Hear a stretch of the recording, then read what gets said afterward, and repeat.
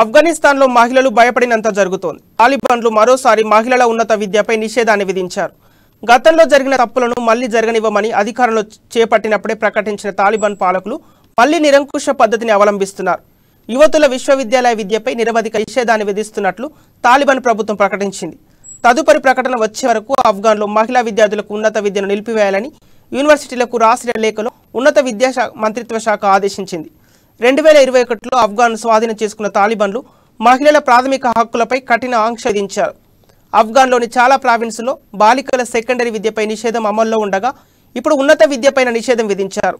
ఇప్పటికే మహిళలు కొన్ని ఉద్యోగాలే చేయాలంటూ పరిమితి విధించిన తాలిబాన్ ప్రభుత్వం మహిళలకు పార్కులు, జిమ్లకు వెళ్లకుండా నిషేధం విధించారు.